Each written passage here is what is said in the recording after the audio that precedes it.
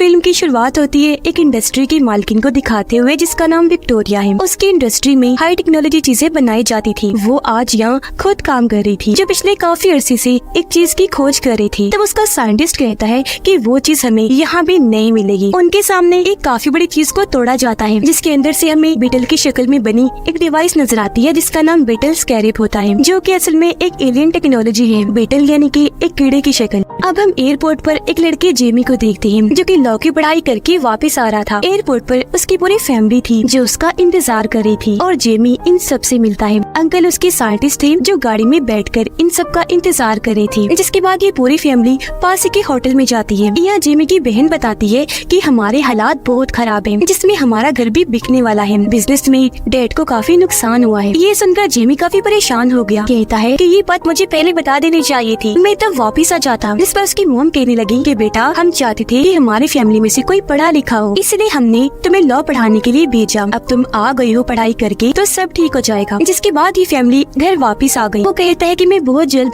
अच्छा सा काम करके इतने पैसे कमाऊंगा कि अपनी फैमिली को अमीर इलाके में ले जाऊंगा। फिर अगले ही दिन हम जेमी को काफी आलीशान घर के सामने देखते हैं जहाँ उसकी बहन कहती है आ जाओ जेमी सफाई करो आकर। दरअसल वो दोनों यहाँ पर जॉब कर रही थी और फिलहाल उनके पास करने का यही काम था। इतने ही देर में यहाँ विक्टोरिया आ गई अपने गार्ड के साथ, क्योंकि ये उसी का घर था। अब जब विक्टोरिया आगे बढ़ी तो हम उसकी भतीजी को देखते हैं जिसका नाम जेना था। वो उस पर बहुत ज्यादा गुस्सा करती है। जेना उसे एक वीडियो दिखाती है जिसमें विक्टोरिया ने एक हाईटेक डिवाइस बनाई थी। उस डिवाइस को जब किसी इंसान में लगाया जाता है तो वो इंसान बहुत ताकतवर सोल्जर बन जाता है। इतना ताकतवर कि वो सोल्जर अकेला ही पूरी आर्मी पर भारी पड़ सकता है और एक हथियार की तरह काम कर सकता है। जेना बताती है कि इस प्रोजेक्ट की वजह से मैं भड़की हुई हूँ क्योंकि इस पर तुम्हारा काम काफी आगे बढ़ चुका है। हालांकि हमने सालों पहले ये प्रोजेक्ट बंद कर दिया था और इसे रोकने का फैसला मेरे डैड का था, क्योंकि इस डिवाइस की मदद से इंसान हथियार जैसा बन जाएगा, दुनिया को तबाह कर देगा। मेरे डैड तबाहकुन इंसान बनाना नहीं चाहते थे, तो फिर आप दोबारा क्यों इस टेक्नोलॉजी को इस्तेमाल में ला रही है। इस पर विक्टोरिया भी गुस्सा हो जाती है। कहती है कि तुम्हारे डैड की बात, मैंने इस कंपनी को चलाया, तुम्हारा इस कंपनी में बस हिस्सा ही है। इसे कैसे चलाना है ये मेरा काम है, मैं ही बेहतर जानती हूँ। मैं नहीं चाहती कि तुम या तुम्हारी माँ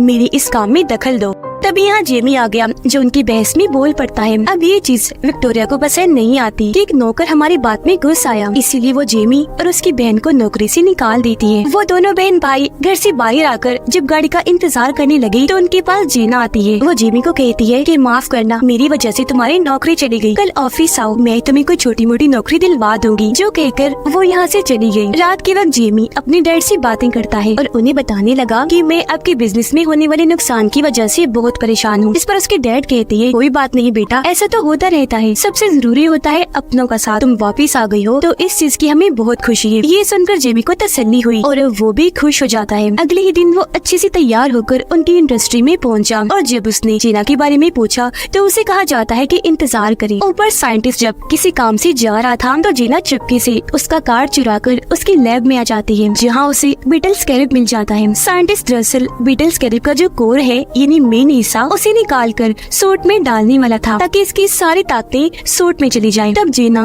उस स्कैरेब को एक बॉक्स में डालकर चुपके से लैब से बाहर निकल जाती है और जब वो नीचे आई तो जेमी उसके पास आ जाता है। जेना उसे कहती है अभी मैं जल्दी में हूँ, बाद में मिलते हैं हम। अब तब यहाँ सिक्योरिटी अलार्म बज जाता है। जेना वो बॉक्स जिसमें बीटल स्कैरेब था वो जेमी को देते हुए कहती है कि इसे अपने पास रखो, तुमने इसे खोलना नहीं और अपनी जान से भी ज्यादा हिफाजत करनी है। जो कहकर वो जेमी को यहाँ से भेज देती है और खुद गार्ड के साथ आगे बढ़ गई। घर आकर जेमी अपने घर वालों को सब बताता है जो उसके साथ हुआ और उन्हें वो बॉक्स दिखाता है, जिस पर उसकी फैमिली काफी कंफ्यूज थी और वो जेमी को बॉक्स को खोलने का कहती है। उनकी बात मानकर जेमी ने बॉक्स भी खोल दिया जिसके अंदर से उन्हें बीटल स्कैरेब मिलता है, जिसे जेमी बड़े गौर से देखने लगा। जब उसने हाथ में लिया तो स्कैरेब चमकने लगा और अचानक ही ऑन होकर जेमी के मुंह पर चिपक जाता है, जो देखकर सारे घर वाले काफी डर गए। जिसके साथ जेमी का जिस्म अचानक से खौफनाक तरीके से बदलने लगा। उसके जिस्म पर सूट चढ़ना शुरू हो जाता है और अब वो बन जाता है ब्लू बीटल, जो इस मूवी का नाम भी है। और अब पूरी तरह सूट जेमी को कवर कर लेता है, जिसके फौरन बाद सूट के अंदर से उसके असिस्टेंट की आवाज आने लगती है जो दरअसल एक टेक्नोलॉजी है। वो कहती है कि जेमी ब्लू बीटल बनने के लिए मैंने ही तुम्हें चुना है और अब तुम तैयार हो जाओ मेरी ताकतें देखने के लिए। जो कहकर जोर से जेमी को उड़ाकर वो आसमान पर ले जाती है।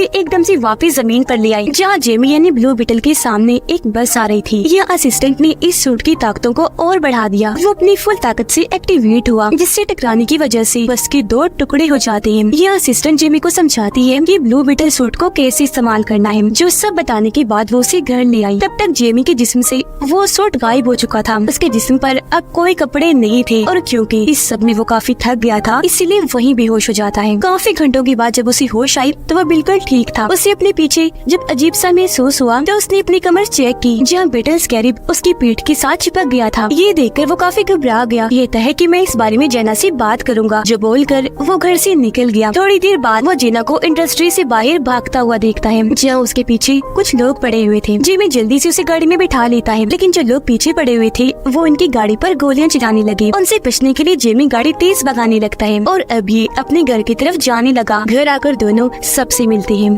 अब जेना जेमी से पूछती है कि स्कैरिब कहाँ है। तब वो उसे अपनी पीठ दिखाते हुए कहते हैं कि देखो ये यहाँ फिक्स हो गया है, चिपक गया है। ये देखकर जेना काफी हैरान हुई। फिर बताती है कि ये इसलिए चिपका क्योंकि इसकी शक्ल बीटल जैसी जो है, और ये है बीटल स्कैरिब, जिसे पहले मेरे डैड भी इस्तेमाल किया करती थी, लेकिन अचानक वो गायब हो गई और मेरे ख्याल से अब वो नहीं रही। लेकिन जब वो जिंदा थी तो इस टेक्नोलॉजी को उन्होंने बंद कर दिया था, लेकिन मेरी आंट विक्टोरिया ने इस टेक्नोलॉजी को फिर से इस्तेमाल करना शुरू कर दिया क्योंकि वो जानती है कि बीटल स्कैरिब के कोर में बहुत ताकत है। मेरे डैड इस बात से इत्तेफाक नहीं करते थे। उन्होंने इस बात की मुखालफत की क्योंकि उनका मानना था कि बीटल स्कैरिब खुद उस इंसान को चुनेगा कि कौन ब्लू बीटल बनेगा और उसकी ताकतें इस्तेमाल करने का असली हकदार होगा। और इस बार बीटल ने जेमी को चुना है। जेमी कहता है कि मुझे नहीं चाहिए ये, मुझे इस बीटल स्कैरिब को निकालना है, कोई हल बताओ। जिस पर जेना कहती है कि एक हल है मेरे पास, लेकिन उसके लिए मुझे एक जगह पर जाना है जिस जगह की चाबी मेरी कंपनी में है, लेकिन वहाँ जाना खतरनाक है। जिस पर जेमी के अंकल जो साइंटिस्ट थे बताते हैं कि मैंने एक ऐसी डिवाइस बनाई है जिसकी मदद से मैं एक साथ पूरे बिल्डिंग के सभी सिस्टम को हैक करके अपने कंट्रोल में कर सकता हूँ, जिसके बाद उनकी कंपनी के सभी कैमरा सिस्टम को हैक कर लिया जाता है और वहाँ एक कार्टून चलना शुरू हो जाता है। इस बीच मौका पाकर जेनी अंदर घुसी और कंपनी की एक घड़ी चुरा कर जेमी के साथ वहाँ से बाहर आ जाती है। बाहर विक्टोरिया का गार्ड खड़ा था जो इनको मारने के लिए तेजी से इनकी तरफ आने लगा। उसने जैसे हमला करने के लिए हाथ आगे किया, जेमी उसके हाथ को पकड़ लेता है और अचानक ही उसका सूट एक्टिवेट हो गया और वो फिर से बन गया ब्लू बीटल। इसलिए वो गार्ड को मारकर दूर फेंक देता है। ये देखकर गार्ड भी अपने असली रूप में आ गया। दरअसल उसे भी विक्टोरिया ने एक सूट बना कर दिया था, वो भी एक्टिवेट होकर इसके जिस्म पर चढ़ जाता है। वो फिर से ब्लू बीटल पर हमला कर देता है। एक साथ उसने कई हमले किए जिन सबको ब्लू बीटल ने अपनी ताकतों से रोक दिया। लेकिन एक वक्त ऐसा आता है जब गार्ड ब्लू बीटल पर भारी पड़ने लगा। उसने बीटल को दबोच लिया और बस उसे मारने ही वाला था कि तभी गाड़ी लेकर जेमी के अंकल यहाँ आ गए। उसने जोर से गार्ड के अंदर गाड़ी दे मारी जिससे वो काफी दूर जाके गिरा। अब ये मौका देखकर तीनों जल्दी से गाड़ी में बैठे और यहाँ से निकल गए। जीना उन्हें कहती है कि अब हमें शहर से बाहर जाना है। शहर से बाहर आते ही ये जीना के डैड के दूसरे घर पर गए, जहाँ जमीन पर एक काफी बड़ा बीटल बना हुआ था। उसे देखकर जीना हाथ में बनी हुई घड़ी के जरिए उस बीटल के नीचे बनी खुफिया रास्ते को खोल लेती है और ये तीनों नीचे आ जाते हैं। यहाँ आकर पता चला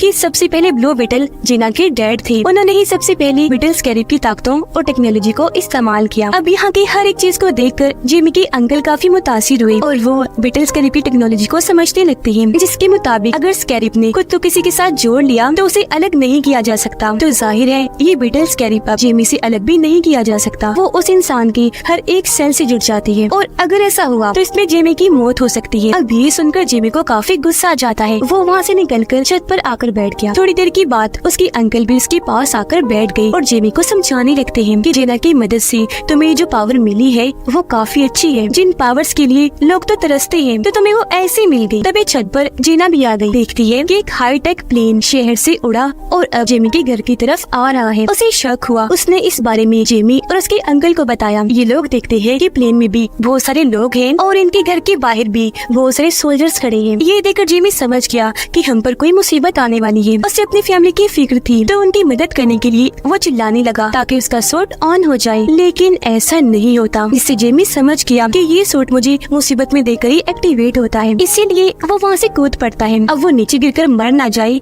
इसलिए ब्लू बीटल हवा में आते ही एक्टिवेट हो गया और अब ब्लू बीटल बनते ही वो वहाँ से आगे बढ़ जाता है। हाईटेक प्लेन में विक्टोरिया और उसका गार्ड थी। नीचे सोल्जर्स जेमी के घर में घुसकर सबको बाहर निकाल रहे थे, लेकिन तभी जेमी इन्हीं ब्लू बीटल उड़ता हुआ वहाँ आया और अपने मुक्कों से मारता हुआ सब सोल्जर्स को उड़ा देता है और अपने घर वालों को यहाँ से भागने का कहता है। अब ब्लू बीटल की असिस्टेंट काफी बड़ी मशीन गन एक्टिवेट करती है और सभी सोल्जर्स को एक साथ उड़ाने का सोचती है। इस पर ब्लू बीटल उसे कहता है कि हम इन्हें जान से नहीं मारते, बस वैसे ही जख्मी कर देते हैं। जो कहकर वो अपनी ताकतवर मशीन को एक्टिवेट करके सबको मार मार के बेहोश कर देता है। ऊपर से विक्टोरिया का गार्ड ब्लू बीटल पर निशाना लगा के खड़ा हो जाता है ताकि एक ही झटके में वो उड़ जाए। दूसरी साइड पर बीटल भी तैयार था, लेकिन तभी बीटल ने देखा कि मेरी डैड को दौरा पड़ रहा है, इसलिए वो जल्दी से उनके पास आया। इस चीज का फायदा उठाकर गार्ड अपनी टेक्नोलॉजी से ब्लू बीटल को कमजोर करके उसे कैद कर लेता है, जिससे अब वो कुछ भी नहीं कर पा रहा था। ब्लू बीटल के सामने उसके डैड मर रहे थे और फिर पीछे से एक धमाका करके उसके पूरे ही घर को उड़ा दिया जाता है। जिसके बाद गार्ड जेमी को, जो ब्लू बीटल से बाहर आ गया था, प्लेन में उड़ाकर अपने साथ ले जाता है। उनके जाने के बाद पूरी फैमिली यहाँ आई। देखते हैं कि जेमी के डैड अब नहीं रहे, उनकी मौत हो चुकी है। ऐसे अगला दिन आ गया जहाँ उसके डैड के मरने और जेमी के जाने से सारे काफी परेशान थे। दादी सबको इकट्ठा करती है, कहती है कि कैसे भी करके हमें जेमी को बचाना है, किसी सूरत उसे नहीं खोना। इस पर जीना जवाब देती है कि इस मिशन में मैं भी आपका पूरा साथ दूंगी। जो कहने के बाद जीना उन्हें अपने डैड की एक और जगह पर लेकर गई, जहाँ उसके डैड ने एक बीटल प्लेन भी बनाया हुआ था, जिसके अंदर बैठकर ये लोग यहाँ से निकल जाते हैं। प्लेन में जीना उन सबको अपने डैड के बनाए हाईटेक हथियार देती है, जिसमें जेमी की दादी एक मशीन गन लेती है। फिर ये लोग विक्टोरिया के आइलैंड पर बने उसके किले को देखते हैं और दादी प्लान बनाती है कि हम उन दुश्मनों का पहले ध्यान भटकाएंगे और अगर उन्हें मारना हुआ तो मारेंगे, फिर अंदर जाकर जेमी को बचा लेंगे। उधर विक्टोरिया ने जेमी को उल्टा लटकाया हुआ था, क्योंकि वो उसकी बीटल टेक्नोलॉजी को निकाल कर अपने गार्ड में डालने वाली थी। यहाँ जेमी साइंटिस्ट से मदद मांगता है, इस पर वो जवाब देता है कि सॉरी, मैं तुम्हारी कोई मदद नहीं कर सकता। साइंटिस्ट बताता है कि इस चीज में जेमी मारा जा सकता है, इस पर वो जवाब देती है कि मुझे इससे कोई फर्क भी नहीं पड़ता। अब इतने ही देर में बाहर बीटल प्लेन से किले पर हमला कर दिया जाता है। तभी जेमी की अंकल उसे नीचे उतारकर दोबारा से शुरू कर देती है, जिससे अब वो इतना ताकत से उन पर हमला करता है कि ऊपर चढ़ने लगा। उसके पैर निकल आए थे, जिसके नीचे वो सब गार्ड को कुचलता गया और बाद में गैस छोड़कर सबको बेहोश कर देता है। अब ये लोग अंदर आ गए, जहाँ जेना लैब का रास्ता ढूंढकर उसी तरफ बढ़ने लगे। इनके सामने बहुत बड़ी कोर जैसी मशीन आ जाती है और ये वही मशीन है जिसके जरिए ब्लू बीटल की ताकतें टेक्नोलॉजी को निकाल कर गार्ड के अंदर भेजा जा रहा था। प्रोसेस शुरू हो गया, जिससे ताकतें जाने की वजह से जेमी तड़पने लगा और वो अपने ही दिमाग में कुछ सोचते हुए एक अलग ही दुनिया में चला जाता है, जहाँ उसे अपने डैड नजर आई। जब जेमी उन्हें देखता है तो काफी जज्बाती हो गया, लेकिन जेना और जेमी की बहन उस पूरे कोर पर बॉम्ब्स लगा देती है जहाँ ये ट्रांसफर का काम हो रहा था। अब ये ताकतें जाने का असर जेमी और उसके डैड दोनों महसूस कर रहे थे। उसके डैड कहते हैं, बेटा तुम्हारा दुनिया में अभी भी काम बाकी है, असली दुनिया में तुम्हें सबको बचाना है। मेरा काम यही तक था, इसलिए मैं तुमसे दूर हो गया और अब बेटा मैं तुम्हें आगे बढ़ते हुए देखना चाहता हूँ। ये कहकर वो उसे ब्लू बीटल वाला सूट दिखाती है और कहने लगे, बेटा तुम इसकी ताकतें इस्तेमाल करना और दुनिया को बचाना। मैं हमेशा तुम्हारे दिल में रहते हुए तुम्हें महसूस होता रहूंगा। जो कहकर वो यहाँ से गायब हो जाती है। अब ये जगह टूटना शुरू हो गई, क्योंकि तबाह हो रही थी। सब कुछ तहस-नहस होने से पहले जेमी ठीक वक्त पर अपने ब्लू बीटल वाले सूट को हाथ लगा देता है, जहाँ बाहर तब तक उसकी सारी पावर्स और टेक्नोलॉजी को उसमें से निकाल कर गार्ड में डाल दिया गया था। और अब गार्ड अपनी नई टेक्नोलॉजी के साथ बिल्कुल तैयार था। लेकिन इससे पहले कि जेमी मरता, जीना वहाँ धमाका कर देती है, जिससे वो पूरी कोर मशीन तबाह बर्बाद हो जाती है, क्योंकि वहाँ धमाका ही बहुत बड़ा हुआ था। और ऐसा होते ही जेमी उनकी कैद से आजाद हो गया। वो अपनी ताकतों को एक्टिवेट करने की कोशिश करने लगा, जिस पर असिस्टेंट कहती है कि ब्लू बीटल की एक्टिवेट होने में थोड़ा वक्त लगेगा, क्योंकि वो चार्ज नहीं है। अब यहाँ से साइंटिस्ट जेमी की मदद करता है भागने में, और जब इस बात का गार्ड को पता चला, उसने साइंटिस्ट को मार दिया। जेमी वहाँ से भागता है और गार्ड, जो अपने सूट के साथ बिल्कुल तैयार था, वो अपना कोई भी हथियार इस्तेमाल कर सकता था, और उसे ऐसे पाकर विक्टोरिया काफी खुश थी।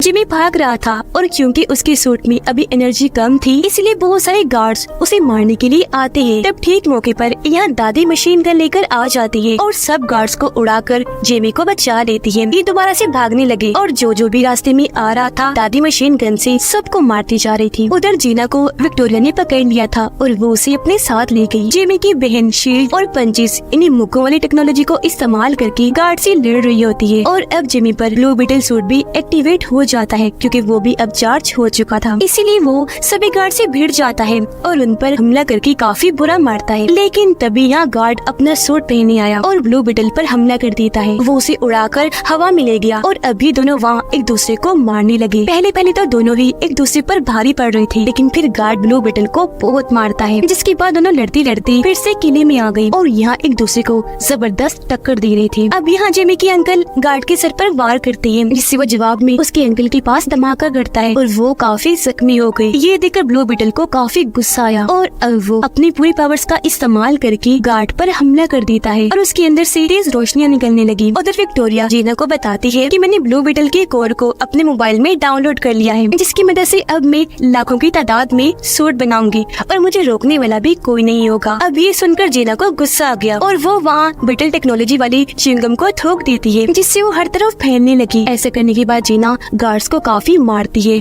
नीचे ब्लू बीटल ने गार्ड को काफी मारकर बुरा हाल कर दिया था। वो उसे नीचे लिटाकर गला काटने ही वाला था कि तभी असिस्टेंट उसे ऐसा करने से मना करती है और उसे किसी की जान न लेने वाली असूल को याद करवाती है। इस पर रोते हुए जिमी बोला कि इसने पहले मेरे डैड को मारा और फिर मेरे अंकल को बॉम्ब से जख्मी कर दिया और अब मैं भी इससे बदला लूंगा। ये सुनकर असिस्टेंट उसे गार्ड की जिंदगी दिखाती है कि वो अपनी मोम के साथ रहा करता था, लेकिन एक दिन मिसाइल के हमले से उसकी मोम की मौत हो गई और क्योंकि वो अकेला रह गया था तो उसे जबरदस्ती आर्मी में भेज दिया गया। लेकिन एक दिन बॉम्ब पर पैर आ जाने की वजह से गार्ड का पूरा जिस्म तबाह हो गया और जब इस बारे में विक्टोरिया को पता चला तो उसने फायदा उठाकर गार्ड को अपने एक्सपेरिमेंट तजुर्बे में इस्तेमाल किया, उसे नया जिस्म दिया, जिसके बाद वो उसे अपने हिसाब से चलाने लगी। अब ये गार्ड जो कुछ भी करता है उसके पीछे विक्टोरिया का हाथ होता है। तो अब यहाँ जेमी उसे कुछ नहीं कहता, छोड़ देता है। उधर जेना अपनी आंट विक्टोरिया का फोन ही तोड़ देती है, जिससे उसका फोन तबाह होने से अब उसके पास ब्लू बीटल की टेक्नोलॉजी नहीं रही, तो अब वो खतरनाक सूट भी नहीं बना पाएगी। अब गार्ड विक्टोरिया के पास जाता है, जहाँ वो उसे हुक्म देती है कि जाओ जेना और ब्लू बीटल को मार दो, लेकिन इस बार वो ऐसा नहीं करता, बल्कि विक्टोरिया को पकड़ के अपनी मोम को याद करके अपना सूट तबाह कर देता है, जो देखकर जेना और जेमी जल्दी से आकर बैटल प्लेन में बैठ जाते हैं। वहाँ काफी बड़ा धमाका होने लगा, जिसमें गार्ड और विक्टोरिया के मरने के साथ साथ पूरा किला भी तबाह हो गया, जबकि वो सारे लोग बैटल प्लेन में बैठकर वहाँ से निकल गए। जेमी देखता है कि मेरे अंकल मरे नहीं बल्कि जिंदा बच गए थे, तो उन्हें देखकर जेमी बहुत खुश हो जाता है। कुछ दिन के बाद दिखाया गया कि विक्टोरिया के मरने के बाद अब जेना इस इंडस्ट्री को चलाने वाली है। वो खबरों में बताती है कि मैं कंपनी में हो रहे गलत कामों को रोककर कंपनी को अच्छे रास्ते पर चलाऊंगी। अब घर में जेना आई, जो कहती है कि मैंने आप सबकी मदद करने के लिए इस पूरी जगह को खरीद लिया है और मैं ये जगह वापस आपको तोहफे में दे रही हूँ, आप यहाँ अच्छी जिंदगी गुजारिए। जो सुनकर सारी फैमिली बहुत खुश हो जाती है। अब जब जेना वहाँ से जा रही थी तो उसे छोड़ने जिमी भी उसके साथ आया। वो यहाँ उसे अपने दिल की बात करता है कि मैं तुमसे प्यार करता हूँ, मुझसे शादी करोगी? ये सुनकर जेना बहुत खुश हो जाती है और हाँ बोलकर दोनों गले से लग जाते हैं। अब तब यहाँ जेमी का ब्लू बीटल सूट फिर से एक्टिवेट हो गया, जिसके साथ दोनों हवा में उड़ते उड़ते काफी ऊपर चले जाते हैं और अपनी इस सैर को काफी एंजॉय करने लगे। और इसी के साथ इस फिल्म के यहीं पर हैप्पी एंडिंग हो जाती है।